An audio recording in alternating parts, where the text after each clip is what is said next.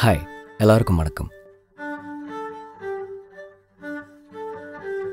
இந்த ஃபாஸ்ட்டாக போகிற உலகத்தில் எல்லாரும் தனக்கு பிடிச்சவங்க கிட்ட அவங்களோட அன்பை, பாசத்தை, நேசத்தை விதவிதமாக வெளிப்படுத்துகிறாங்க. இன்ஃபேக்ட் அவங்க அதை சொல்கிற விதமும் புதுசு புதுசாக இருக்குது. எங்கே இருந்தால் என்ன வெயிட் பண்ணுறாங்களோன்னு தெரியல. ஃபார் எக்ஸாம்பிள், ஒரு அம்மா, அந்த அம்மா தன் குழந்தைக்கு கொடுக்குற அந்த மொத்தத்துலேருந்து ஆரம்பிச்சு, அதுக்கப்புறம் அந்த அப்பா தன் குழந்தைக்கு ஒரு பைக் வாங்கி கொடுக்கறதுலையும், அந்த பையன் வளர்ந்துட்டு தன் காலில் நின்றுட்டான்னுங்கிற அந்த நம்பிக்கையில் அவனோட அம்மா அப்பாவுக்கு டூர் பேக்கேஜ் வாங்கி கொடுக்கறதும், பின்ன நம்ம பசங்க சரக்கு வாங்கி கொடுக்குறாங்கல்ல அதுலேயும், அதுக்கப்புறம் லவ், நம்ம எல்லோரும் வாழ்க்கையில் க்ராஸ் பண்ணுற ஒரு விஷயந்தான். அந்த லவ்ங்கிற பேரில் ஐஸ்கிரீம் வாங்கி கொடுக்கறதும், கவிதை எழுதுறது, ஃபேஸ்புக்கில், வாட்ஸ்அப்பில், ட்விட்டர்லேயும் ஸ்டேட்டஸ் மெசேஜ் எல்லாம் போடுறது, நம்ம டிவியில் மியூசிக் சேனலெல்லாம் எஸ்எம்எஸ் டெடிகேஷன் வருமே, மிட் நைட் டெலிவரி, இந்த மாதிரி இந்த அன்பு, பாசம், லவ்வை வெளிப்படுத்துகிற விஷயம் பல பரிமாணங்களில் ஸ்ப்ரெட் ஆகி கிடக்கு. ஏன்னா இங்கே கொலைகாரனுக்கும் காதலி இருக்குது, தீவிரவாதிக்கும் குடும்பம் இருக்குது.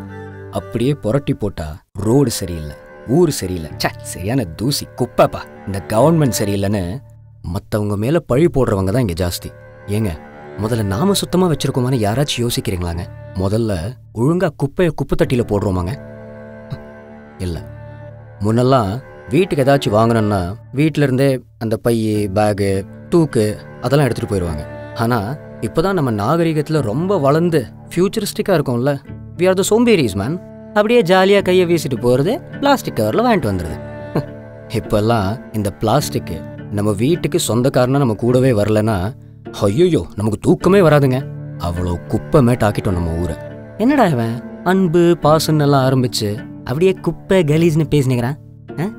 ரெண்டுக்கும் சம்பந்தமே இல்லைன்னு பார்க்குறீங்களா? சம்பந்தம் இருக்கு. இப்படி நம்ம வேஸ்ட்டாக நினச்சி வீசி தூக்கி போடுற அந்த குப்பையிலேருந்து தான் பொறுக்கி எடுத்து அதை விற்று காசாக்கி தன் வயத்தை நினைக்குது இந்த பாவப்பட்ட கூட்டம். இப்படி நம்ம வேஸ்ட்டாக நினைக்கிற இந்த உயிரே இல்லாத குப்பை மூலியமா இவங்க தற்காலிகமா சந்தோஷமா சிரிச்சு இருக்க முடியும்னா கொஞ்சம் யோசிச்சு பாருங்க. ஏன் நம்ம கிட்ட இருக்கிற உயிருள்ள உறுப்புகளை நமக்கு அப்புறம் எரிச்சோ புதைச்சோ வேஸ்டா போக விடணுங்க? அதை தானம் செஞ்சு வேண்டியவர்களுக்கு உயிர் கொடுத்து நாம எங்க ஒரு நிரந்தர புன்னகையை கொடுக்க கூடாது? இது வரைக்கும் நமக்கு பிடிச்சவங்களுக்கு மட்டும்தாங்க நம்ம அன்பு பரிமாறிட்டு இருந்தோம். ஆனா இப்ப நமக்கு தெரியாதவங்களுக்கும் தேவையானவங்களுக்கும் நம்ம இறந்த பிறகும் இந்த உடல் உறுப்பு தானம் செஞ்சு இப்படி ஒரு புது விதமான அன்பை வெளிப்படுத்தலாமே.